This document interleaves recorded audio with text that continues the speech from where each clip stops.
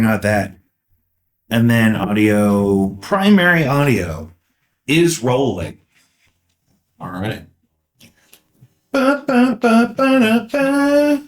This is your intro music.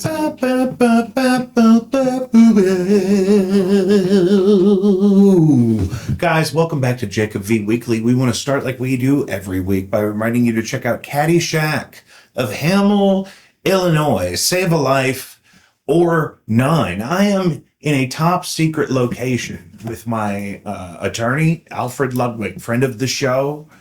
And we were just, wrapping up some legal business, and we thought we'd catch up. First things first, Alfred, there behind you, is that Skeletor? It is Skeletor. You saw He-Man already? We did see Masters of the Universe. I took my 2 boys. Is that what it's called? 2 youngest. It is the name of the movie is Masters of the Universe. I thought it was He-Man. Well, He-Man is the titular hero of the He-Man series, also known as Masters of the Universe. An AKA. It is. I think, DBA, if you will. Well, I wouldn't. It's not an alternative. There is a legal terminology that is a DBA, and I wouldn't say that is something that the Masters of the Universe hear. And yes, we just did hear a siren. I'm not sure what that was, but in our secret location, helicopters and sirens are common. There's fire trucks at this Schnucks all the time. And so the cartoon would have started when you were a kid? I remember it very clearly when I was a kindergartner. Like, I was a half-day kindergartner. I went to morning kindergarten. Yeah. I came back, and the lady across the street, Linda Prout, watched me and a couple other kids in the neighborhood who were also in the morning and kindergarten. So we'd get back, and He-Man would be on at like 3, and it was obviously 3 hours of having to run around before I got to watch cartoons, because you don't get to watch cartoons at noon when you get dropped off at the bus. It's lunchtime. That's bad for your brain. Yeah, and they put you outside for a little bit, wear you out. Maybe there's a nap in there. I remember having a babysitter, a lady who was a friend of ours who watched several kids during the day, and they would make us take naps. Yeah, nap time was mandatory. There was outside playtime was mandatory. Screens were definitely not on all the time, but there was a cartoon. Well, and there was maybe one screen. There was one screen that you had access to in the whole house, right. And it wasn't just a screen; it was a big tubular device. It would explode. It was a much larger device with a much smaller screen than Yeah. anything my children have seen in their lives. Yeah, they would think it was like a weird table or they know what it is. Maybe a bomb. They've seen tube televisions, but all of them. I mean, yes, my mom still has some. Do your kids feel like some of their peers are dumb? Yeah. Okay, so because I was going to ask, because we've never come across the notion that your specific children, who we're not going to talk about overly specifically in any way to be respectful of everyone's privacy, but but in general, we've never complained about your kids the way me and everyone else complain about a lot of other kids their age. Well, be specific. What do you mean? Like the vocabulary, literacy, knowledge of history or geography. I mean, I'm not complaining about it, because when my kids demonstrate a lack of knowledge in those things, it's like I try to fill that gap immediately. But I think that's the difference, right? Is that you and your wife notice those things and try to fill those gaps. It's our responsibility as human beings in civilized society. But you understand a lot of people, especially parents younger than you, are not doing that. I do. Well, that's always been the case. And because I can remember as a child, my parents being very much, similarly educating me and, saying all the things that I needed to hear when I didn't know something or didn't understand something, and giving me the opportunity to learn it. And, I also was just as self-interested, self-driven when it came to learning things. Type of kid. After 4th grade, my parents never had to tell me to do my homework again. They didn't even know when I had it. Because I just didn't even do homework, because I did it 5 minutes before class. Well, I did in high school. I did a lot of that. And then one time, because I would always do it quicker than the other kids that were trying to slack off. And one time I got caught because I just kind of made up a bullshit answer for the last question. And it was maybe algebra 2 or something. And I let my buddy copy it. And then that's where you went wrong. That's the thing. I mean, because it's like, wait, this is nonsense bullshit I just saw on someone else's paper. There's no way you both admit. Because I wanted to, because what they would do is they would check to see if you did it to give you your points before we went over it together as a class. Yeah. and then you would turn it in, and then the actual teacher would punch it into the grade book. And that's when he said, wait a minute, why would two people solve this problem so incorrectly at the same time in the It's such exact a same way? bizarre, random way that doesn't work. Yeah. And because I was obviously in a hurry, because it was like the square root of something, and I circled it. So we had band and jazz band first and second hour every day. And I did like starting the day with music. I had English third hour. I think it was my sophomore year. So you did both of those? So it was band, and then the jazz band kids stayed, and second hour was jazz band in the band room. So it was like, I'm surprised they let you dedicate that many credits to that at once. well, I mean, you had to sacrifice, and I went to a pretty shitty public school. There weren't that many options, but I couldn't do debate because I didn't have the time in the day, type of thing. But so there was some trade-off. yeah, you had to choose. I never did art. I never did chorus. I never did. You had to do. I did weight training my senior year. You had to do 2 semesters of that. Were you in the Missouri side? Yeah. Yeah. No, when you say had to do 2 semesters, probably. I mean, I was. It was a year. And yes. No, I meant of the weight conditioning. Because we've talked about this before. We had to do some physical education. Freshman year, I just did PE like every other freshman. But that's what happened to me is I knew that in the because I had a really good college counselor and planners and people that would show me the whole trajectory of how to get everything done the way I wanted to for my goals or whatever. And I figured out, okay, I only need 2 semesters of PE in high school, so I'll put them off. So I just didn't work out for 4 years. I took PE freshman year. I didn't do anything. And then senior year, I got into weight training and was like, all right, I'm going to actually start to get. Can I tell you what they did? I took co-ed recreational sports, and the first day they made us do lunges up and down the gym after I hadn't worked out. I bet you got smoked by everyone. It was no. I was doing it, but then I was so miserably sore the rest of the week. Yeah, the first day is like I'll do it, and then the second day it's like, oh shit, Because I was not still, designed for this. and with whatever we want to talk about my health and my weight and whatnot, I was still 18.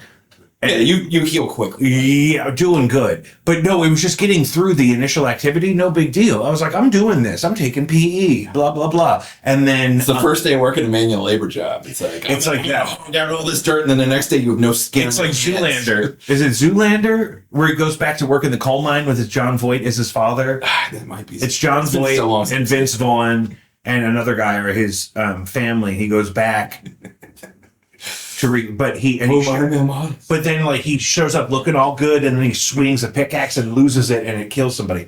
And But it is. I mean, you could be overly enthusiastic that first day of any physical activity, and then you can get a lot done, and I could walk, and then you're not doing the rest of it for a week. and I could walk just fine afterwards, but I couldn't sit or stand. Like the motion in between fucked me up. So you saw the He-Man movie. You took your 2 youngest. I did. It was Masters University. Where'd you go? We went to the what's the one on Clayton? Is that Esquire? The Esquire. The AMC over there? Yeah. Which is my theater of choice these days. Is it really? It is. I remember I saw Ants there when I was a kid. The Woody Allen alternative to A Bug's Life. It is dated, and they have the good recliners. The theater's dated. Yes, and they had the 3D is good, and we saw He-Man in 3D, which was completely worth doing. Yeah, that's one of the few I would say do that. So I've seen 3 movies in 3D recently. It was Super Mario Galaxy, it was Mandalorian and Grogu, and it was He-Man. And I would say Any stars in He-Man? yes, quite a few. Idris Elba is Man-at-Arms. Oh, good. Okay. The Man-at-Arms of the King. Jared Leto is Skeletor. Oh, that's fun. I didn't even know it was until after I bought the tickets, and I was like, oh god. And he was amazing. Like I'm not alone in saying this. I've seen a lot of people talk about his performance in Masters of the Universe, but not knowing it was Jared Leto, I never would have known it was Jared Yeah, Leto. about to say. And he was amazing. And apparently he did everything. It wasn't just, him voicing over CGI. He did a capture. He did all of the motion captures, and it was just his face. Those guys like to do that. It makes them feel like they're earning. Well, and the physical acting was comedic and campy and fun, and he was like, his style of obnoxiousness was just spot on for the role. So like this may be Jared Leto's best role in any movie ever. Was it better than his Joker? It was better than his Joker in so many ways. I didn't mind his Joker. I didn't hate his Joker. I didn't think it was great. But I'm also an apologist. Like I just am great. Sometimes I'm just grateful to have another Batman. You know what I mean? think it got way more hate. His Joker got way more hate than it truly deserved objectively. But it was also, I could see, you know, the whole context of it with the various other, you know, shenanigans he did on set, how annoying he was, and, you know, just, it was a little, and the fact that it was so underutilized in the movie on top of that, it was like this big thing, and it's like he's in like That's what bothers me. 45 seconds of that movie, which is a shit movie. You know, the comparison between that, what even is it? The Suicide Squad, and then the reboot of the Suicide Squad. Yeah, which was It took me forever to watch it. I went and watched, I finally got drawn into it backwards by Peacemaker. I watched all of Peacemaker, which is amazing. And then I went back and was like, oh, I'll watch the new Suicide Squad. You know what I finally got? And it was like, oh, it's just like Peacemaker. It was amazing. That Hangman show was good. It was really good. I really liked It it. was really good. And isn't that Colin Farrell? Yeah. Do you remember when he dated Britney Spears? What? Did he? No. I was in don't high remember school. that. So, I mean, yeah, I was in, but they were when doing. Bernie hit, I was a little old for it, so I kind of just Yeah. missed it. And I think it was after she was with Kevin Federline, but so it was after she was married and had a baby or Two. two, and then got divorced. that sounds about right. I was not paying attention to Britney Spears. Yeah, but I just remember I used to watch like these VH1 shows all the time, and they would just give you, you know, celebrity gossip and whatnot sometimes. And it was during like the initial like low carb pop. And so the story that the lady was telling VH1 was that Colin Farrell and Britney Spears went to a restaurant that they were talking about on the show, I guess. And then they just had steak and asparagus. That's all they would eat. That sounds about right. Which is fine. And I mean, no cigarettes, carbs, right? And Like- cigarettes, and I'm sure whiskeys. I had come from a long line of people that were doing low carb, low calorie, intermittent fasting to budget calories for their booze. my grandmother's older sisters, God rest them, peace be upon them, that they would talk about, you know what, I just had an egg for breakfast, and I think I'm going to skip lunch because we're going to have margaritas later. I kind of get it. The Well, older, because this is also that generation of like they were completely like brainwashed to like stay thin. Many of those women that Yeah. were, you know, of that. well, they still are. that- I mean, it's there's much more self awareness about Absolutely. that sort of But psychological. it was like that era. Remember that somebody posted the online Stanford Wives type. the Vogue crash diet. It was from Vogue magazine, but like in the 50s, and it was Like, like we recommend starving yourself. Here, and pull it up. Pull up Vogue crash diet. It's like cigarettes and white wine. We're gonna read this out loud. Yeah, it's going to be really good. People have talked. I guess I could. You got the computer right there. I mean, but it's breaks it down: breakfast, lunch, and dinner. And The viral wine and egg diet from Vogue. yeah, exactly. I can't see it, so I'll have to let you tell me what we're talking right. about. Here's the menu. Breakfast: 1 hard-boiled egg, 1 glass white wine, dry, preferably Chablis, Chablis, black coffee. black coffee. Lunch: Yeah, 2 eggs, Nice. ideally hard-boiled but poached if necessary. I know. And here's the thing: why does that make a dietary difference? Here's where your calories are really coming from. It's the 2 glasses of white wine you're having with lunch. Yeah, And black coffee. Because apparently is there black coffee for lunch? There's black coffee for lunch. It's 1 glass white wine, preferably Chablis, for breakfast. 2 glasses of white wine, no Chablis preference for lunch, but Now, 2 glasses. Can I also ask about I have so many questions, but what is the caloric difference between a poached egg and a hard-boiled egg? As a lawyer, 0, which is to say I don't really know, but as a lawyer, that is my professional legal opinion, is that there cannot possibly be a difference in the caloric intake of an egg that is boiled in shell versus boiled sous vide, right? Right. It's got to be, you're not adding or subtracting from this equation in either case. It's the law of conservation of energy. So Poached if necessary. if I just can't imagine why you would have to make the difference. I don't know. If necessary. What dinner? So Oh, dinner. Yeah. so dinner. far you've had 3 eggs, 3 glasses of white wine, and 2 black coffees. And I think it says somewhere in there cigarettes to taste. We'll get there maybe. Dinner is a 5-ounce steak, not 6. Don't get the 6-ounce fillet, it's 5. Grilled with black pepper and lemon juice, because we all know lemon juice makes you feel like you're full, I guess. Remainder of white wine, and here's where they sort of bring it That's back. not even a whole glass. It's remainder of white wine, and in parentheticals, 1 bottle allowed per day. Right. So you are limiting your wine intake to a bottle. The way my dad drank wine for 35 years every day would be one glass of wine would be half a bottle of wine. Unless we're talking about a Magnum, which he would drink it. But they didn't have Magnums back then. I mean, they probably had barrels, dude. Like they had bigger containers. Well, they probably had the full liter. Yeah. Versus the 750. Yeah. But yeah, I mean, that begs the question of one bottle allowed per day. Well, how big a fucking bottle are we talking about here? Exactly. Yeah. But there's some wiggle room. I mean, because that's the thing. You want it to fit your lifestyle. So the filet. 5-ounce steak, remainder of white wine, black coffee. Black coffee every time. At dinner. Black coffee. There was an early apparently so keep you awake with the rest of the wine you just drank, so you can get to bed after dinner. So you can crawl into bed and die. I should do that diet tomorrow. I mean, the total amount of non-wine food you eat daily is 3 eggs and 5 ounces of steak. That is your diet. And I mean, if this was red wine, I could probably get down with it, but white wine. If you're not doing the wine, you're doing Diet Coke instead. You're eating 30 calories a day. it's all protein. But I'm saying no carbs in there at all if you don't have any wine. It's all the sugars in the wine. Did any of this come up in your 3D viewing of Heman? This is what we were trying to talk about when we got to this diet. Why would this diet come up? I'm saying, how did we get here? I will have to review the tape. Yeah, we'll have to roll that. Well, really, honestly, what do you think about them doing that in baseball now? Reviewing the tape, the instant replays. I mean, I think instant replay has always been an enhancement to the fairness of every sport it's touched. I don't love delays. No one does, especially in baseball. The baseball is already the slowest goddamn sport outside of cricket in the world. It's NFL, maybe. If you see an NFL game without TV breaks, football goes by fast. We'll go to a high school football game. That shit's over in an hour and a half. I mean, halftime. If you're not stopping for the TV breaks, right? Right. It's a very different thing with TV breaks. So in NFL, in fairness to your point, is laden with TV breaks. Any broadcast college game is laden with TV breaks. So those slow things down. But at the actual game itself, you're not playing the game while in standing there, which is certainly the case in baseball. I have,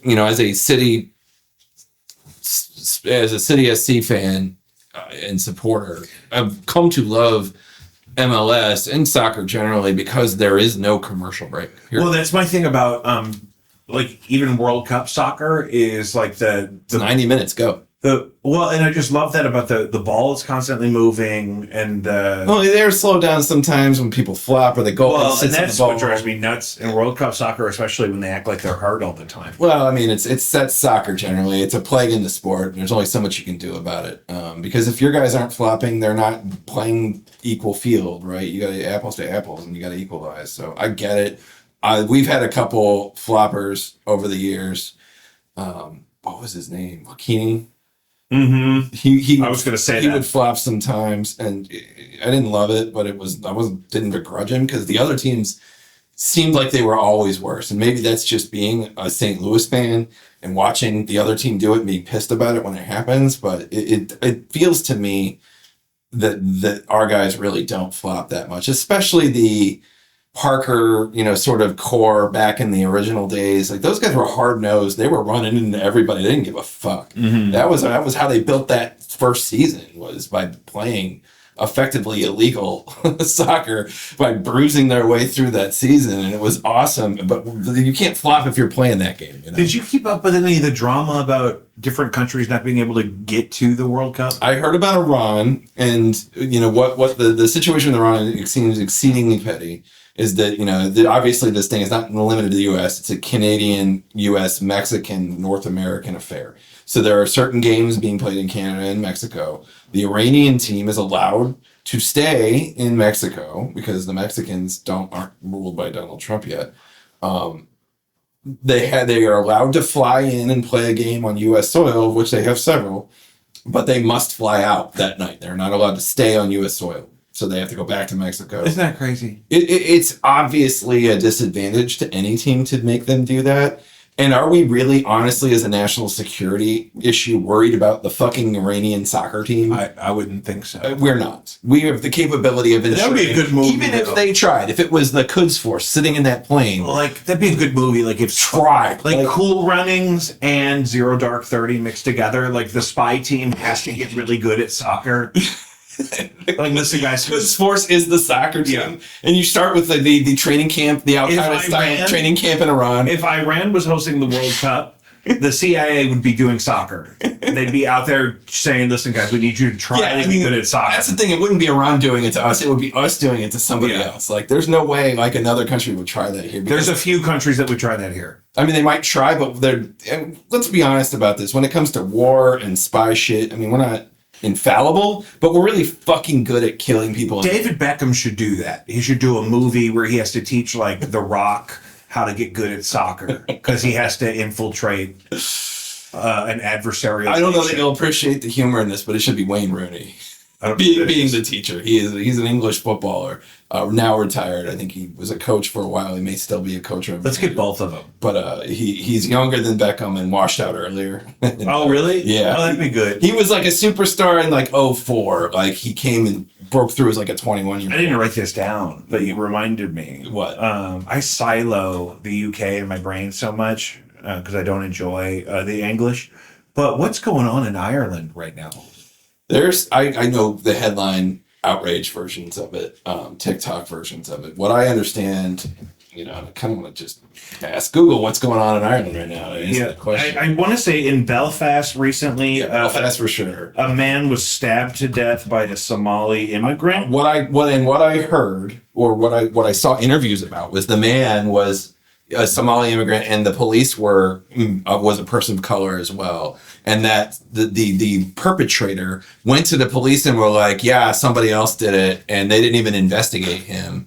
And so the outrage machine picked up the fact that we're talking about two non-white people interacting, and the police fucked up legitimately, but probably in good faith. These things happen, and they found him and got him. I mean, the guy died. It was what it was, but I don't think that any of that, based on what I understand, would change the result. But then the outrage machine picked it up, and Elon Musk is somehow involved in retweeting some things. And there's some local thuggery that's happening where it's not disconnected from when Conor McGregor was acting like he wanted to run for president of Ireland. I mean, that's the kind of people and things we're talking about. But that's the rhetoric that we're referring to. This is called an egregore.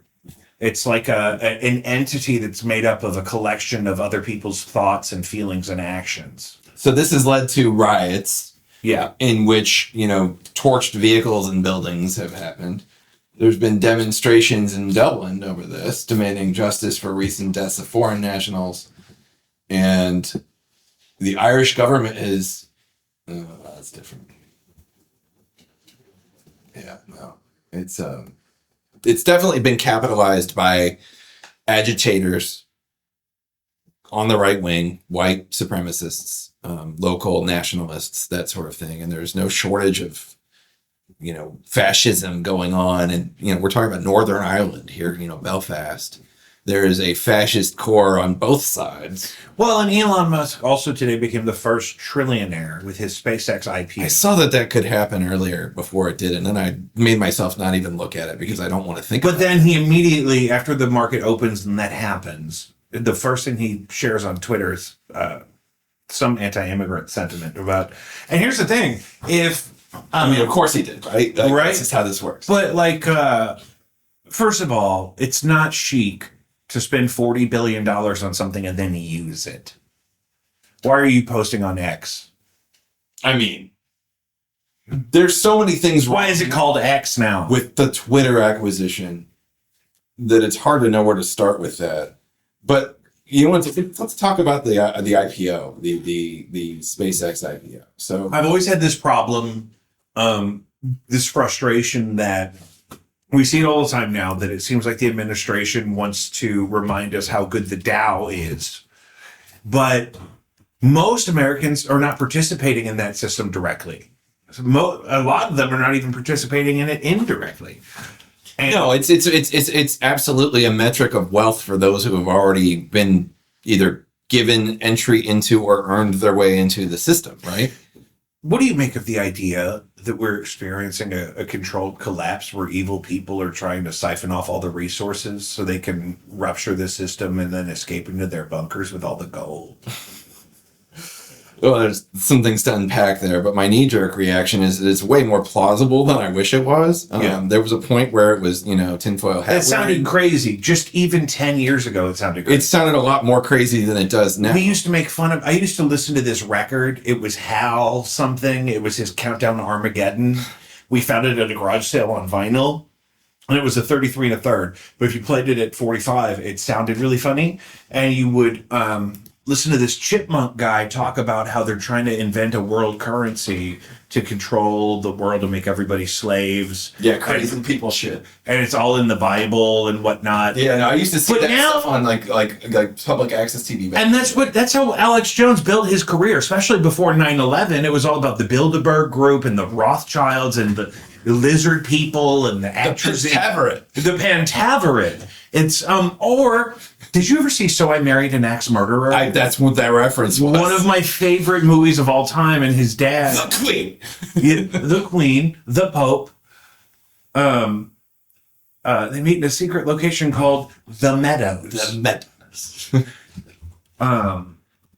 And it's just so funny how crazy that all seemed. And even 2 years ago, if I were to act like that there was anything wrong with certain nation states that now everyone knows is not on the up and up. You know what I mean? Like, Yeah. It's insanity how quickly that stuff changes. Like, if I even used the word Israel at dinner with my wife 2 years ago, she would say, you have to quit listening to so many podcasts. Now my wife will say, hey, did you hear what's going on in Israel?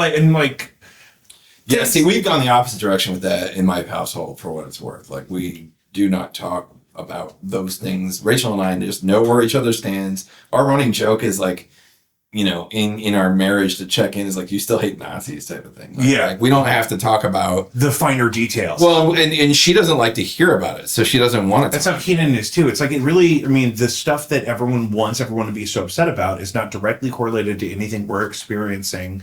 And so we have to maintain our values and who we support and the kind of things we support. And then we have to just not let it. We said this was an episode of the show. Don't let the demon in the car. If somebody cuts you off and you start screaming and cussing at them, they win because they can't hear you. And now you have anger in your Volvo with you. I'm a Volvo guy now. It's a very poignant idea. I like to frame it in my own mind because it's easy for me to remember and contextualize that. The resentment, anger, etc., is like drinking poison and hoping the other guy dies. Yeah, exactly. And it's hard to frame that in the moment sometimes, but it really, like, when you're sitting there stewing in it, it's like, how do I let go of this? It's like, I'm only hurting myself here. Absolutely. Hey, how was Mandalorian and Grogu? I thought it was a romp. I thoroughly enjoyed it. It was enjoyable. It was a little too long, but it was very much. There's acts, so it's Filoni. If you've seen the show, what you expect and what you kind of get. I don't think this is spoiling anything, but is sessions where there's an episodic nature to the adventure, right? And so you've got episode 1, the opening scenes and the adventure they're on, and it moves very fast. They don't waste time. You got episode 2. What I would say about that is the 4th act goes on a little long. There's a slower portion of it, and it's toward the end of the movie, but. Which is a bad idea. It's a small quibble at the end of the day with what was, I thought, a very successful execution of what was a very good show. What is a very good show, in my opinion, and I think the popularity of it bears that out. In translation to the big screen, I understand it doesn't have legs in the theater right now, which is not really a surprise. Well, but I'm just making this list of movies that are Disclosure Day just came out. Yeah. Grogu is still out. He-Man. Obsession is still out. Obsession is doing incredibly well. I don't know. I didn't know what it was. Guy? I don't know what it is. I saw that it like has held steady over like ups and downs of other movies. It's just like people keep Backrooms is still out. Backrooms is one of those. Very, maybe very, both very of those was a really young director. Scary Movie just came out and blew the roof off of it. Did you see Anna Faris is like drunk and on her press tour all the time? I heard she wasn't doing well, and I don't read a lot of entertainment news. I just TikTok it, and that's a bummer because I always loved her. No, I think she's great, but that's Chris Pratt, right? Like they were married. Yeah. And like then he left her for the Schwarzenegger girl. Yeah. And she didn't seem to do real well with that. Right. It was like things didn't work out as well for her in that transaction. Yeah. as Especially they because did he for went him. on to be like a Well, he's a megastar now, and like she was like, guy. He did like a whole rebrand that she didn't get to be a part of. yeah, he became weird in that regard. I mean, he definitely there's some inauthenticity to it that is off-putting. And it's like, I want to like him. You go back to, the old school days of Chris Pratt on Parks and Rec. He's the most likable guy on the planet. Totally different dude. It feels that way for sure. Like something changed. It's like a Scientology change, but it's not Scientology, obviously. It's some Christian sect. Evangelicism. Yeah, they're just as creepy as the fucking Scientologists. I know. Some of it is, and I think about this all the time. Like, I think I ended up finding a home in a really like progressive UCC church when I was a kid, and I didn't maintain a relationship with them as an adult because my mom quit going, and so I guess she felt like their job for us was done or whatever. And so I have this like really anti like massive organized religion kind of streak, but also like a really clear relationship with my faith and my beliefs, but then also no problems with the church I went to. Like I have no interest in being a part of a church, and I can really quickly identify the people amongst a church that I don't want to be around, whether that's a toxic leader type person or... And they're in every organization, church or Absolutely. otherwise. Anywhere they can have an audience, those people are going to find themselves or whatever. So it's just so strange when you see like a very specific like organization or belief structure like totally transform a person's life like that. It's always kind of creepy. Well, you wonder where it comes from. Like there has to be a self-motivated reason. It doesn't come from Jesus. The big expensive churches with all the money and everything, that wasn't a Jesus thing. No, it as a pseudo scholar of the Bible, as an amateur pseudo scholar of the Bible, from time to time, that seems to me to be antithetical to everything I've read out of the red text, certainly in the Gospels and most of the Pauline stuff as well, right? Like it's pretty fucking clear. Hoarding wealth and utilizing wealth in frivolous ways while you stand next to people who are starving to death is exactly the thing you're not supposed to do. Yeah. And I don't even like selling things in a church. Like a lot of commerce in general is just sort of antithetical. And Jesus flipped the tables, man. I mean, that's like literally what... Do you know I was an adult before I learned that? Well, it tells you a lot about the church that you went to in some ways. I mean, it's... And I don't know what that can mean. A couple different things. I mean, there's the churches that won't talk about that because we don't talk about the things we're doing bad that we're not supposed to know about. And there's the churches like we don't want to really focus on that aspect of it. And I suspect the UCC was more of that.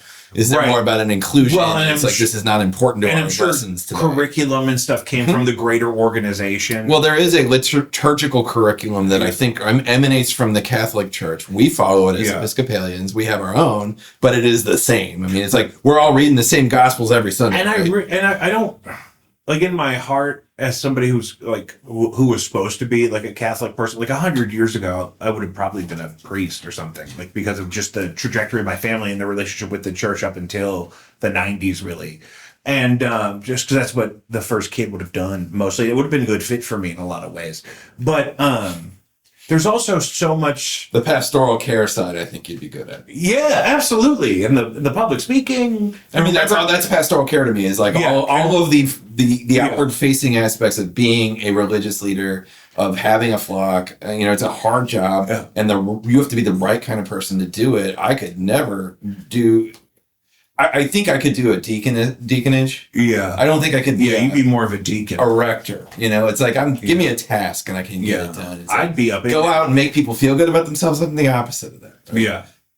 No, but that's the thing though, because I would do all that stuff and I couldn't like manage all the books. And I mean, that's what I do now. As the vice chancellor and treasurer of the Episcopal Diocese of Missouri, that is what I do. Yeah. So I would board meeting tomorrow morning, 9 a.m. I would need you for that. Well, that's why you tap the lawyer who doesn't say no, who's in the flock, right? Like I was being buttonholed. That's how I got there. Like, hey, we heard you do stuff. Hey, you're a lawyer and you're already locked into this dogma and your kids have friends here. Can you help us? And I think that's really sweet of you to do. You got to use those powers for good. I mean, it's one of the few things I do that feels meaningful. I do that too sometimes, especially like in the summer.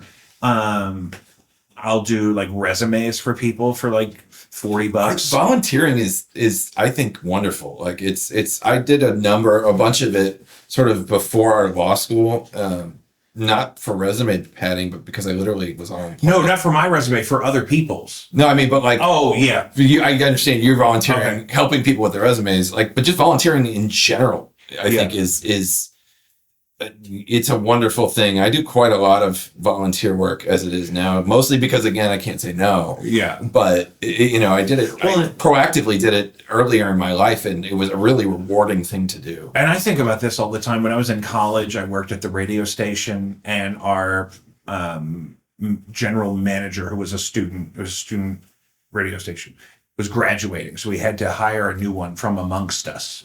And I didn't have any aspirations of being the boss of anybody, but the only other guy that wanted it was the sports guy.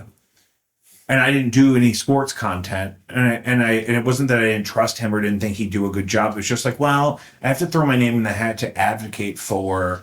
Yeah, I represent a constituency here that needs to be represented. And it's exactly why I'm back working in public schools, because it's like I left completely after 8 years. And then after 3 years of not being in public schools at all, I was like, oh, they really need me. I mean, they need everything they can get. Yeah. It's not limited to you. No, but it's just that there's so few people that have the training and the expertise that would even consider going back into the field.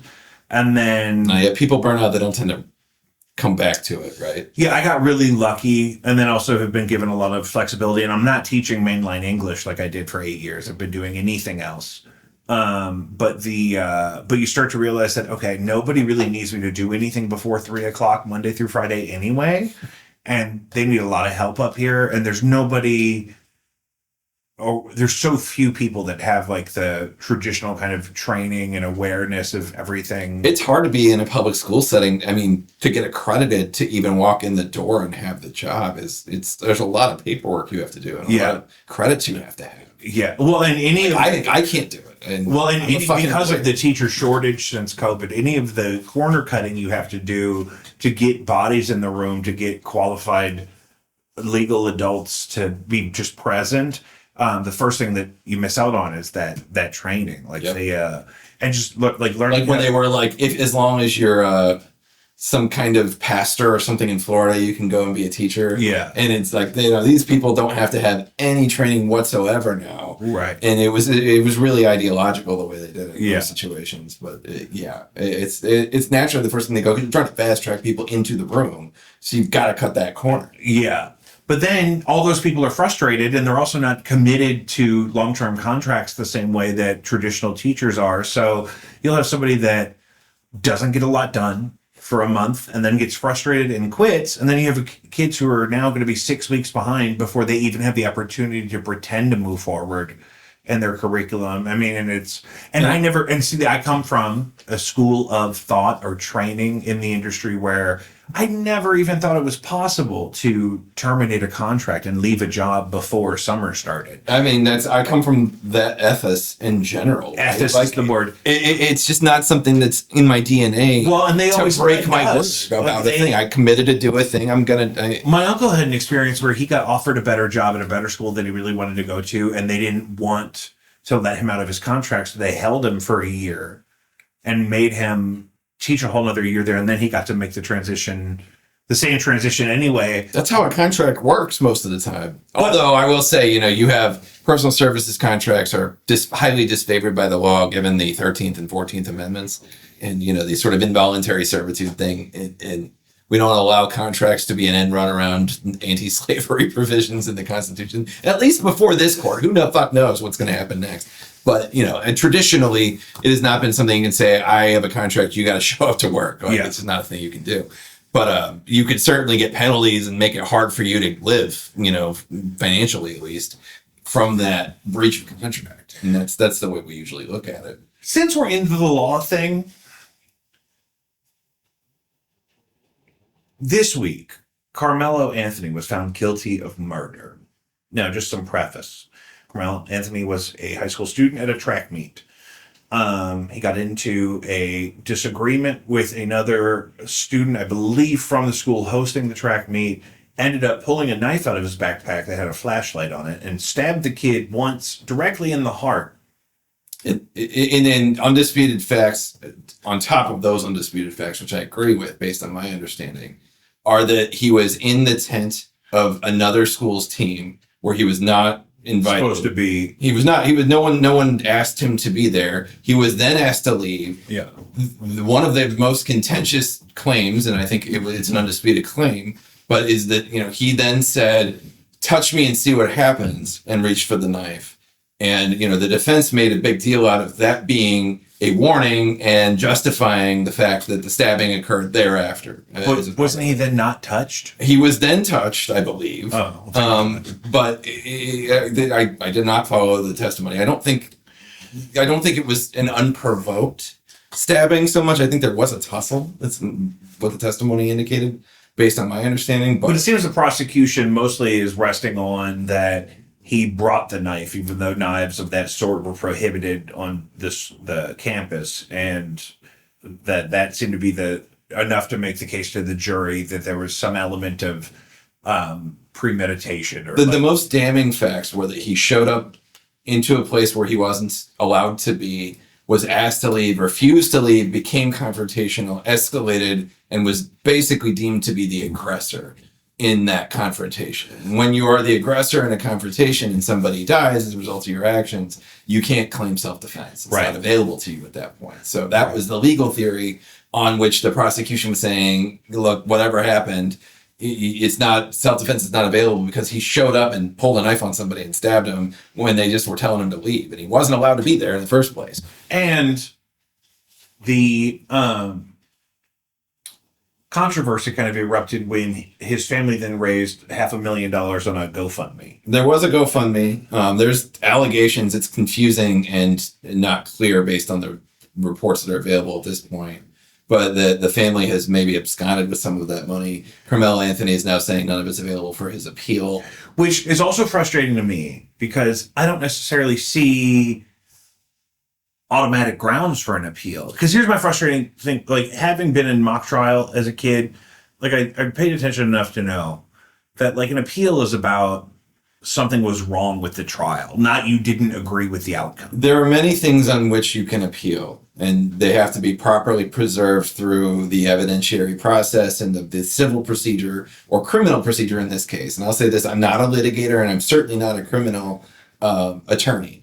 But, there are practices that the professionals understand and know and lay the, sort of groundwork for as you go. You say, I'm, raising this objection to preserve my ability to appeal it. So there's a couple different ways that you could potentially go about an appeal. So he may have a perfectly viable grounds for an appellate case. It may not be a very good appellate case. I don't think it is, based on everything I understand. But everybody says, well, you fight to the last breath. If you got unlimited money to pay lawyers and you want to drag this thing up to the Supreme Court, at least, petition for cert, you can. You have a right to do that, regardless of the merits of the underlying claim. And so he's being ascribed a public defender for the potential appeal. There were rumors that he was with a public defender for much of the primary case. There was an initial private attorney, but there's been rumors that he didn't stay on for the whole thing. I saw an interview with his parents talking about, his father in particular, I believe, talking about, the biggest mistake they made was going with the white attorney, and that they followed his advice and they got steamrolled because of it. So, they had some short, so it was probably the private attorney. Clearly would have been a private attorney if they said they hired him in that case. So yeah, I mean, you're not hiring the public defender if you I don't know much about that. I just happened to see that interview in the hours before we're talking right now. And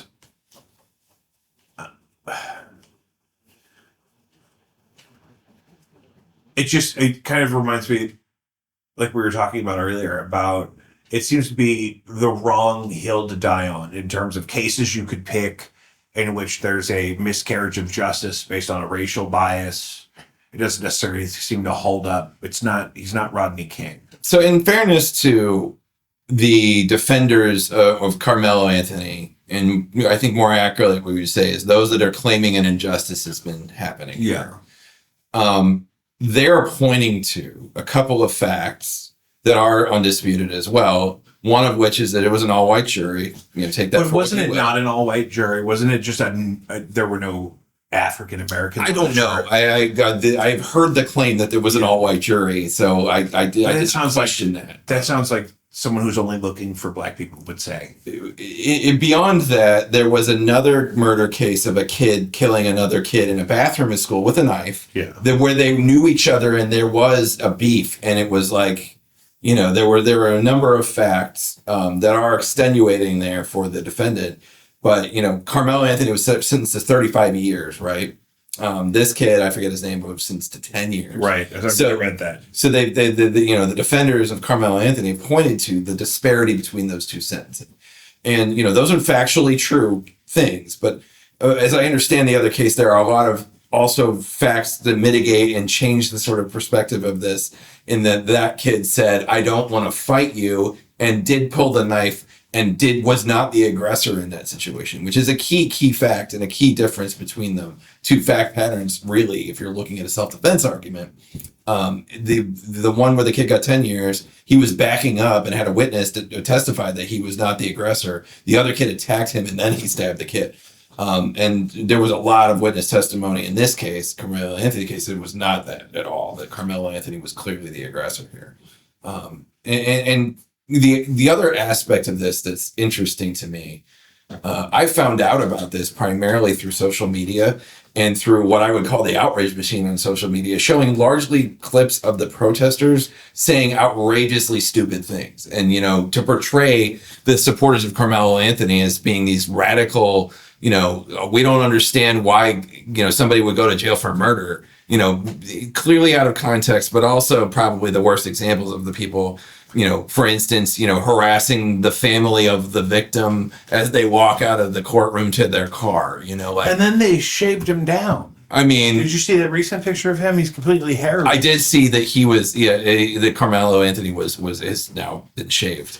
He looks like Denzel Washington at the end of Book of Eli, where he's on Alcatraz reciting the Bible from memory. He did look very different. He looked older, like significantly older because of it. Yeah. And I'm sure he's aged, because of the stress of being in jail in Texas for 2 years. He's, been getting sentenced to 35 on top of it. Yeah. He's not having a good day. He's not having a good week. But it's really hard as a lawyer, to look at this and think that this was an unjustifiable sentence and that process wasn't followed. There was a ton of testimony. There was video evidence. Most of the facts are undisputed. It is a judgment on whether self-defense, this was a justifiable murder, essentially. Right. And the jury came back and said, no, clearly that we don't think this was a justifiable murder and that it was therefore premeditated and, 35 years is on the table. What about the...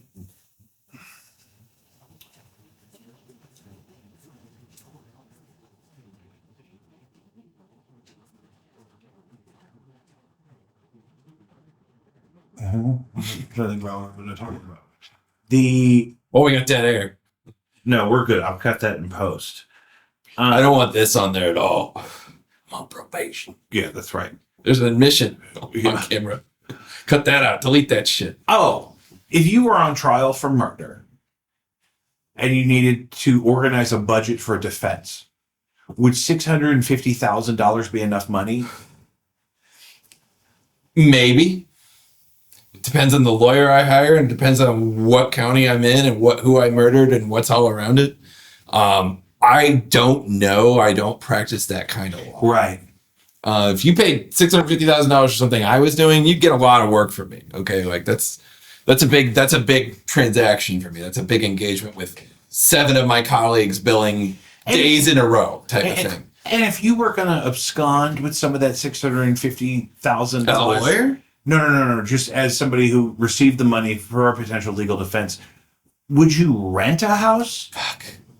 if I was the type of person that would do that, I would have an entirely different mindset about the way things are. But if I was going to do it as me, I would put it under a fucking mattress and never touch it because I'd be so scared that spending money I stole would give me away for having stolen it. Like, Yeah. that's just not how I think. I don't know how people did things. And I mean, the reaction, we go over this between, Rodney King, O.J. Simpson, historical racially driven trials like that. Some of them don't necessarily have anything to do with race and they get lumped in with that anyway. I think this really is that case. Yeah. And I think the whole racial anger dimension of this feels incredibly engineered to me. From the outside. Exactly. That's when I said the outrage machine. It was like what they were throwing at me was designed to make me as a white person, as a lawyer who looks at this as objectively as I can, think these people are a problem in our society. Yeah. And they were uniformly black people saying, this was a justified murder. And I don't think the black community really thinks that deep down. But I do think it signals, that it's a product of both of the historical cycle of oppression and the position that they come from, as a community, having been put down for generations by the system around them and white people as a part of that system. Yeah. And that is something we cannot understand deeply. Yeah. And I think that because of that, there is something about that tribalizes you naturally. I can understand that. And that there's an impetus to say, we'll protect our own no matter what. And then you can start doing mental gymnastics when you're there. And that's what, you see it with the white supremacists on the right, the same type of shit. Sure. It's exactly a mirror image of that. Well, it's so funny. The other day I saw a clip from SNL, because that's how you watch SNL now. Is clips on YouTube That's exactly Shorts. right. There was the one where the mom is trying to explain to her kids that she's changed her mind about Trump. Yeah. Yeah, But no, that's the great. last thing she's trying to tell Actually, them. that's one of her better ones. It's one of the best ones.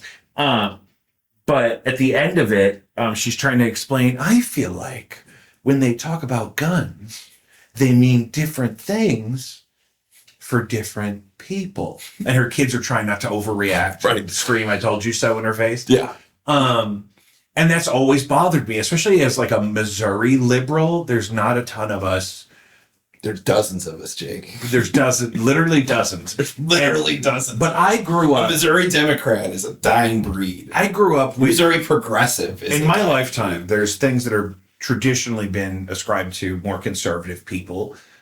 Being, I grew up shooting guns, learning how to hunt and shoot guns safely and those kind of things. I inherited 19 guns from my dad when he passed, and we used to make ammo in our basement. Yeah, like in Tremors. And he's a fucking communist. I mean, Yeah. that was like his. But he was also in the military. And that's what he was a sharpshooter in the military. Before they That's what they had to do. Yeah, really, that's amazing. In what war? He was in Vietnam era. He went to Really? Germany. Oh, a Vietnam sniper. Well, he wasn't a sniper. He was an officer, so it was a sidearm thing. It was like a handgun. Oh, But yeah. he had a bunch of trophies of all the competitions that he won, and it was like shit. Where he described it. His favorite story was when the first time he did this competition, you have to jump down into a hole to start it off, and then you hop up and shoot targets that are doing whatever. Yeah, like he jumps down in a hole and his ammo went everywhere. Oh, So, no. like he's scrambling, the timer's going, and he fucked it up. But he ended up doing very, very well at these things over his course as an officer in the Army. Did not go to Vietnam because he was smart. When all of his peers were like, I want to go back to Alabama, he's like, I'll go to Germany. So they sent him to Germany, he sent the other ones to Vietnam. Yeah. It's like you get to That select was like your Johnny places. Cash's experience, and was it the World War II that he was just in, or no, it wouldn't have been World War II. Korea, maybe? Korea, but he was in Germany for the Korean War. Yeah, I mean, there was a massive presence in Europe during the Yeah. Korean War. Oh, I mean, yeah. it was the Marshall Plan was ongoing. Absolutely. Well, my dad was part of the Marshall Plan still. He was an Honest John Rocket spotter. Honest John Rocket. It was this thing only in the 60s would have it existed. But it was literally a truck-mounted rocket. It was just a fucking big-ass semi-truck with a rocket on it. And on the tip of that rocket was a nuclear warhead. And that thing went a couple miles. So you're firing a tactical nuke at guys that you can see. My dad's job as an officer in his artillery corps was to be the spotter in front, going, okay, when they went triangulating, now put the nuke on, and he's right there. That was his fucking job. If the Russians had come over, that was his job. This lady on TikTok has been telling me that actually Gen X was exposed to more lead as infants than baby boomers. Baby boomers, they got it later in their life. Well, but also baby boomers were, as infants, exposed to nuclear fallout from domestic nuclear weapons testing that then affected the milk supply. My mom and dad were born in 1945. And so, there was the Manhattan Project was that summer. Yeah. And then there were bombs going off. You ever seen the video of like the earth where all the nuclear explosions were happening? Yeah. Like sped up time. It's crazy. Like there was a period where it was like every day they were firing off 3 and 4 nuclear bomb tests, various Chinese and us and the Russians. Yeah. I'm glad we quit doing that. Yeah, it was really, really bad. They went to underground for a while, which was better, but underground tests? Oh yeah. Like that's totally banned. Like you're not supposed to do that for seismic reasons. But yeah, the Russians still. That reminds me of the Louis C.K. bit about God coming back and asking what we did to the polar bears. Like God comes back and finds out we're detonating nuclear bombs underground, he's going to be very upset. The Russians, I think, did one a couple of years ago. Like they're not supposed to, but they did it anyway because it's Russia and fuck you. I wouldn't test it. I would just make 2 of them. So if the first one doesn't go off, I could double tap. Okay, multiply that by about 1 billion, and that's what we actually did. Yeah, that's the thing. Like, and we tested them, and we tested them. And you've been to Los Alamos? No, it's completely worth anyone's time. First of all, that area of the country is amazing. Taos is right there, and Santa Fe is very close to there. So, like, a trip to Santa Fe, Taos, Los Alamos is amazing. What was that? It was my monitor going off. Oh, we don't want that to happen because it changes your light too much. Yeah, no. But no, Los Alamos, where they did the Manhattan Project, and there's a lot of history about these people were sequestered. There's a movie that they did, I think, with Cumberbatch in it, and I didn't see it, but it looked cool. But where they basically moved their families into this bluff, this mesa, which is where Los Alamos is, and you're like, you can't leave here. Like you're this is your community for the next 3-4 years until we figure out how to. Did you watch Paradise on Hulu? No, it's Sterling something. That actor, he's from St. Louis, black guy. You'd recognize him if you saw Sterling him. K. Smith, maybe. And he is. Do you have ice? I don't. You don't have any ice, so you are such a bastard. I'm sorry. But it starts off, he's in the Secret Service, and all of the VIPs are retreating underground for a cataclysm. No, I haven't seen. And a billionaire lady secretly built an underground bunker for a select group of people to survive the cataclysm. It sounds like Don't Look Up. Which was way better than it had any business being. Don't Look Up was the one with Idris Elba. I don't know if Idris was in it. Was he the president? No. Don't Look Up was Meryl Streep. Yes. Meryl Streep. And what was the one, the more recent one? It's about like the 45 minutes before a nuclear missile hits Chicago. Oh, I don't know. But Idris is in it? Idris is the president. I will watch a thing based on Idris Elba being in it at this point. I watch Cologne commercials that he's done over and over again. Honestly, pretty much after Stringer Bell was like, First, I saw The Wire, and I love Stringer Bell, and I watched all The Wire, and then I saw an interview with him, and I realized he was not American. Yeah. And my mind was exploding at that point, and I realized he's the best actor ever. But he was just in one. He was in Masters of the Universe. He was great in it. Yeah, you mentioned that, and he was in. Wasn't he Peacekeeper? No, Peacekeeper, was that John Cena? That's John Cena. Oh, okay. He was something in The Boys. Was he in The Boys? I don't know. I didn't watch it. Oh, dude. I got so burned on a few shows when I was a younger person that I'm just afraid to start anything. What got me through the last couple months was Wednesday was Boys Night, and then Sunday Night Euphoria. Like, that was like, those were my touchstones when I was feeling down during the week. Yeah, I'd rather rewatch the middle 5 seasons of Supernatural. I never saw Supernatural. Season 5? The dude that's Soldier Boy was in Supernatural, right? Jensen Ackles. Yes. Yeah. I thought you meant the rapper Soulja Boy. No. My favorite. No, Jensen Ackles is great in The Boys. He really is good. I do like him. I felt like I was in the beginning of an episode of Supernatural last night at trivia. I noticed there were at least 3 first dates happening in the room. Yeah. And then, unrelated to each other, right? There was not a first date event happening. Right. And then I saw some of my regulars that aren't normally there for trivia. They're normally there for bingo. And I said, what are you guys doing here? And they said, oh, it's the anniversary of our very first date. And they've been married for like 40 years. And I said, guys, there's 3 first dates happening in here right now. I felt like Cupid was on the loose and I was going to have to shoot You were on a him. ley line note, Jake. Yeah. Like, that's what was happening. It was, I We know really need to investigate the ley lines in our lives. Like, we don't have any idea what kind of shit it is. Well, and I'm struggling with that with, I've been really deep into the UFO thing lately. And Still? oh yeah, because it's new stuff is happening all the time. It's all bullshit. It's all just grainy video and speculation. The stuff the government's releasing is all bullshit. Absolutely. And then Graham Hancock. For a while, they had some exciting stuff coming out, and it led nowhere. Which they knew what they were doing.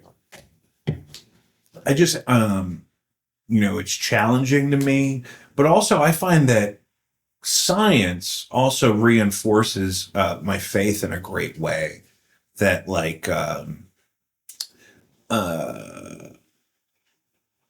thinking about whether or not there's a God, for example, the vastness and complexity of the universe and the fact that statistically speaking, almost all of it is completely nothingness is miraculous. I have always maintained, as a believer, who admittedly is a doubting believer, and not, I'm not a zealot. Well, how could you not be? With everything that you have to witness, I'm listening. But I've always maintained that the best evidence, not for intelligent design per se, but for the existence of a divine, is both the complexity and unlikelihood of everything that is. Yeah, it doesn't make any sense. No. Nothing should work. Nothing should ever be anything more than like CMOS gel. Yeah. It doesn't make any sense. And And even complex fauna is so far removed from the nuance of multicellular life. Mhm. Beyond It's complex so hard fauna to do. above that. Like it's just the unlikelihood. The more we learn about the history geologically and universally of the Earth and of the formation of our solar system and of everything that is, the unlikelihood that the Earth would exist in its form as a conglomeration of 2 planets at some point in its early history, which allegedly created, by all best evidence, this is a very compelling theory, but created this geological engine that's been churning inside of the Earth that is so far and above any other planet, rocky planet that we see, at least in our solar system. Mars is dead. Venus is fucked. Mercury was stripped. Venus is really bad. There's a YouTube video about this is what would happen if I dropped you off on Venus, and it's great. Well, you just look at what happened to the actual Russian probes that got to the surface of Venus. How many times it took them to get to the surface before they found one that would survive that long? Yeah. It's nuts. And There are remote viewers. I've been really into the PSYOP people that use their brains to talk about aliens. yeah. Some of those Show me some evidence that any of that has ever been borne out. some of these people, that's the thing. They say it worked when they were doing it for the CIA and stuff, but there's books about it. I'm not gonna I hear people have said that. That's the most. Yeah, that's the thing, and because I had to move on from the Carmelo Anthony thing just because so much AI slop. Just trying to do a Google image search. No, I know. There's so many AI renders the- of the all-white jury that I can't really find out what the actual jury looked Well, like. there's an outrage machine that is actively That's the thing. pumping it at you. It was pumping it at me. It's pumping it at the black community. I'm sure they're hearing the voices that they want them to hear.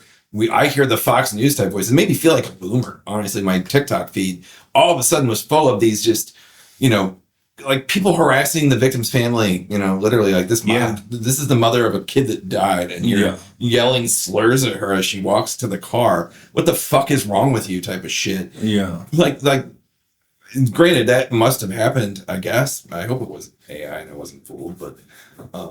No, that actually happened. But there's those people are not the representative of Anybody really? the vast majority of the community, certainly. And knowing that it still is outrageous and it pisses me off. Yeah. And it tribalizes, it naturally does. It sort of like says, well, they're not me, so they're after one that looks like me. We all feel that way just naturally. That's why we're here. Yeah. It's why they're doing what they're doing. And I can't blame them for it. Oh, of course not. We're being manipulated and it sucks. I can see it happening and I can feel it happening and it works. But somebody is doing this to make us weaker and lower us. And it's so hard. Like, I have a theme of the show lately has been 90s nostalgia, because I'm developing the sneaking suspicion that was the peak.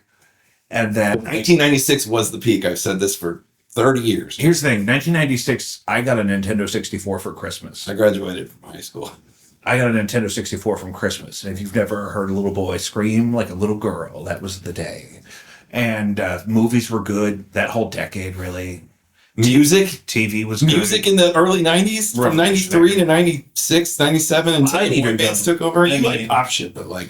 yeah. Yeah, that's a function of you being younger, because, when I was your age back in then days, it was grunge. I mean, and it was so good. It was like such a breath of fresh air from the hair bands of the 80s, which were fine. But that's the thing, is that people also, I've heard more intellectual people try to answer this question we were just talking about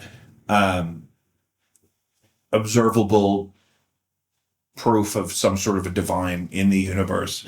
And one of the things is that it's very possible that a divine entity created the world or the physical universe and set it in motion. Right. But the reason why that makes so much sense is because this life is a physical, three-dimensional, linear experience that we have to really craft a complex and nuanced soul. We exist in linear time and cannot conceive of an existence outside of linear time. But our actual self is a glorified spiritual being in timelessness. And so, a divine creature above that would certainly have a timelessness to them, that for them creating a universe that grows and expands and develops in a linear timeline over billions of years is not a big deal. It's always been easily reconcilable to me between the Big Bang and the Christian mythos. Yeah. Of, God set everything in motion by creating the Big Bang, and no, he didn't have to do everything from there. Yeah, that's the thing, you're not truly thinking about the divine nature of the higher realms of existence if you think God has to construct every detail of every minute manually, like in that episode of the Twilight Zone, where there were those little guys that built everything. There is a scientific thought process, or at least philosophical process, that suggests that predeterminism is scientific. That every molecular structure, every atomic structure, every subatomic structure effectively mandates your behavior as a biological creature, because the physics of all of the underlying everything, it predetermines how you will react to stimuli. And because everything is already in motion, it's predictable and can be, inevitably predicted to its natural end, so that you have no free will. And this is not based on the idea of a divinity at all. It's just because of physical reality. Yeah, which is just not even the whole thing. It's really just a larva stage to be the most complex realized version of yourself. Yeah, that's we hope, at least some of us do. I think it's hard to say that within the prism or the cage of three-dimensional linear time. Well, this is another thing I've been hearing. Some people think that the aliens have a luge around the Earth that catches your soul after you die and keeps you from returning to the source, creator, God. As a lawyer, this presupposes the existence of a soul, for which I have yet to see any real evidence. Well, that's very interesting, Alfred. I mean, it's you hear me. Within the scope of physical reality and objectively, call it reproducible results, the existence or non-existence of a soul is almost irrelevant. Right.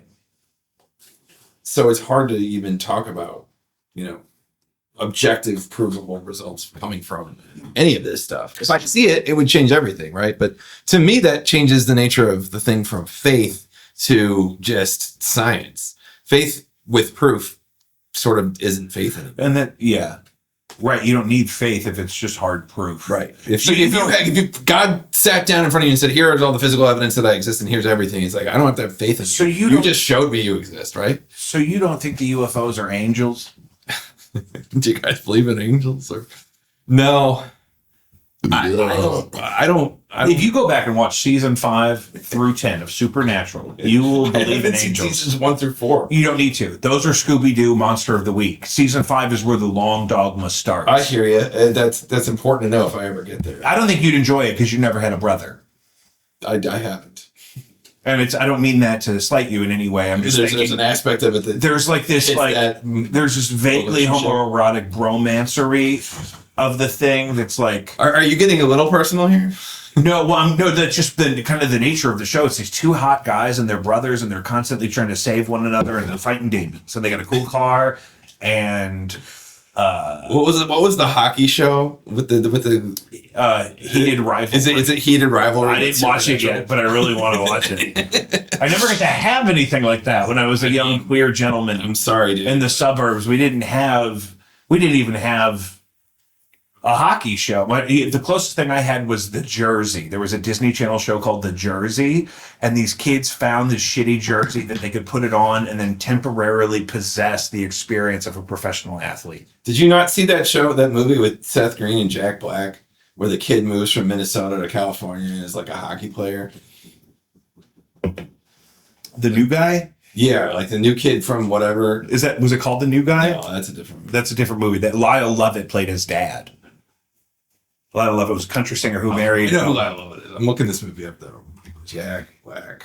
He's like, then they get into like rollerblading or something. Airborne, 1993. No, I missed that one. Yeah, it was terrible. It's essentially a Karate Kid on rollerblades. But yeah, that was a hockey movie in the 90s. The Karate Kid on rollerblades. Can I help you with something? Yeah. You got it. No. Is that a proprietary? Like it's slick, but like, can you just pick them up wherever? Or do you have to go to the same place every time? Most places have these. I used to use a more exclusive brand. If I was going to go into a shop and say, I want that, how would I refer to that? Oh, this is a Vapor Esso. Okay. Because I just go, I need vape carts. And they go, here. Yeah. And I get this every time. And I go, I need a battery. And it's This is kind. nicotine. Oh. See, I don't do nicotine vapes anymore. I did that for too long. I got popcorn lung. Really? Not really, but like I did start to get a film that was, the lung cookies were coming up. I was doing a lot, man. I was vaping in my office at work, kind of shit. This I can't do that with. No, right, correct. I have to go to the parking lot. We're good on the hour, but I want to hit a couple of. I got more topics if you want to keep talking. Well, I want to hit on a couple of things. You know anything about bricks and minifigs? Not at all. Are you serious? No. I don't want to talk about it if you don't know what it is. I don't. There's a lot to talk about there. Look that up. Like, I want to talk about 120 feet in the air. People were stuck on a ride at Six Flags yesterday. really? Here, Six Flags St. Louis yesterday. What? They had to cherry pick them all down. Riders rescued after being stuck 120 feet in the air on a ride at Six Flags St. Louis. The Sky Screamer swing ride. So it's that big ride with the swings that just spins around and it goes up, and it stopped there. Yeah. And they were stuck there. Yeah, that looks like it sucked. Not fun. Not what you want. Did you also see what happened at Sky Zone in Shrewsbury this week? Did. That is my Sky Zone. That is the Sky Zone my children attend by themselves sometimes. Fortunately, they were not there. Yeah, right. Now, there was a 6-7 event where they were going to do $6 for 90 minutes or $7 for 2 hours of jump time. Too many people showed up. 350 people are estimated to have been left stranded outside because they were at capacity. And those people all started fighting and going crazy and retreating into neighboring businesses.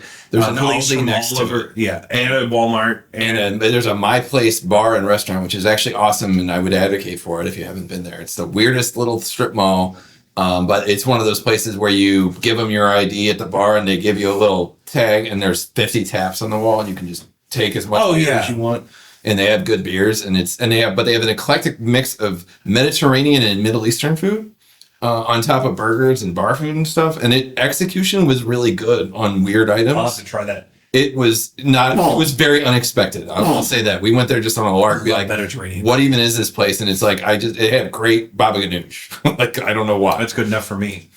And it seems a big part of the problem was, I guess, hundreds of people dropped their kids off and left. The entirety of St. Louis County apparently drove their children to the parking lot and said, "Have fun," and left them there. And didn't wait for. See, when I drop somebody off, I like to wait for them to get into where they're going. While the place was at capacity and not letting people in. Is the point. And they kept adding people to the line, and those kids all started fighting. Apparently, a 12-year-old girl took an Uber to Shrewsbury from Florissant To get in on it. with a kitchen knife because she thought the fight would still be going on. An hour later, when she got there in an Uber, and the police ended up confiscating her knife and asking her what happened. And then she told them, "I'm 12. I Ubered here from Florissant with the knife to get in on the fight." That's a long drive from Florissant too. Like that's a 45-minute Uber ride. That is not At least $45. That's not a cheap Uber either. This is Shrewsbury. It's not close. So that's all happening. So just be aware of that. Now, can we talk about the mayor at all? Oh, what would you like to talk about? I actually haven't been following what's been going on in city politics very closely today for its work. Well, that's good. How's she doing? I haven't spoken to her. No. I didn't mean that. I just meant, are things bad? I don't know. Nobody likes her anymore. It's just the Reddit St. Louis subreddit. No, I'm not disagreeing with you. And all I see on there is people bitching about Kara. But like people have bitched about Kara. There was definitely a Tashara fan base that never accepted anything she would do ever. Yeah. No matter what she did, it was going to be bad. The whole data center thing really backfired on a PR basis. I don't really know. Well, and the data center thing is aggravating to me because we're acting like language learning model AI is AGI.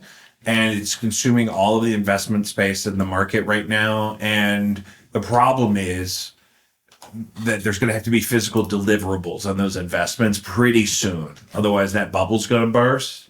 And nobody wants to live next to a data center. And I'm using an increasing amount of generative AI in my practice now, I use a lot of AI. It's my new Google. Well, it's AI.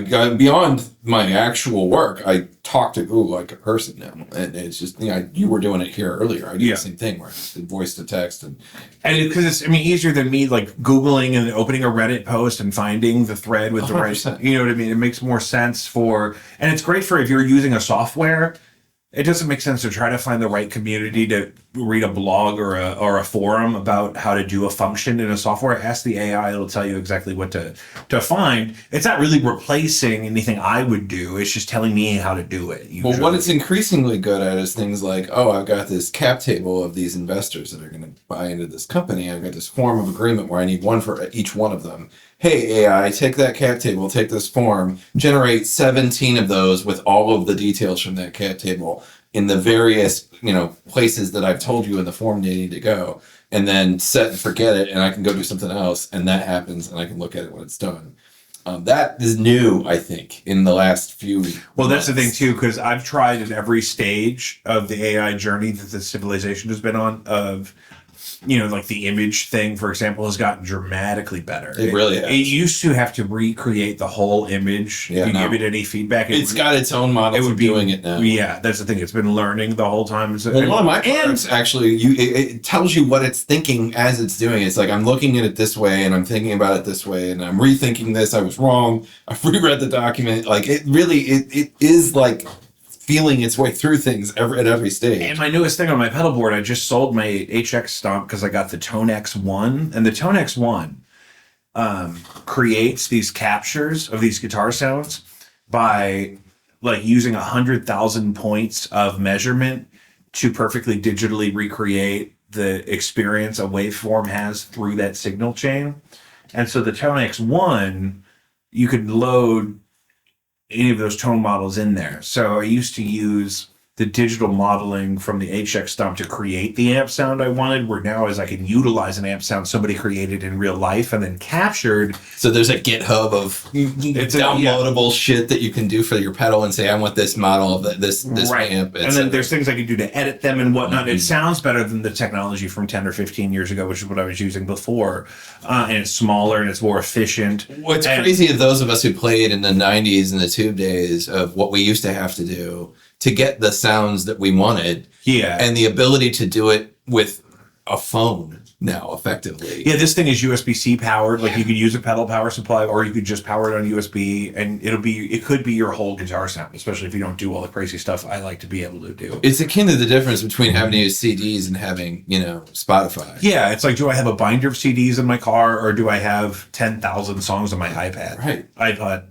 I know iPod. Why would I carry that around when I just have the internet all the time and I go play this song and it happens? Yeah. That is literally my life now. Like, I got to find a good use for my iPod Classic. You could use it just as an external hard drive, but that seems inefficient. I've had it in my Cadillac for a while before I had Sirius XM, but and I just don't even bother. But it was plugged in so I could actually use the radio, the head unit, like it would read off the iPad. Yeah. Or iPod. That's crazy. I have it in my garage now. That's the thing. It's good for like a garage stereo. I also have a Sonos receiver out there, so I don't use it. It's like I know. It's like because I want to sync it up with the other speakers. Yeah. So I play it out of the garage and play it on the deck, and then they're talking to each other. So much going on to reflect on, but we have to make some music soon. Where are you playing these days? June 20th, I'll be at the Heavy Anchor with Blinded by Stereo, and we're playing a very, very big festival gig for 4th of July. Where is that? That's going to be in O'Fallon, Missouri. Okay. We're technically opening for Kansas. The actual Kansas? The surviving member of Kansas. The surviving member and of his Kansas? hired guns. And the guy who owns whatever's left of the name and the musicians that play with him now? Yeah. And which member of Kansas is still kicking? I wouldn't know. I don't know all the members of Kansas. I'll study up before I meet him. But whichever one's on tour now, they're headlining the O'Fallon 4th of July thing. We're playing at 3:00 that day, and then the Playadors are playing, and then Kansas is playing.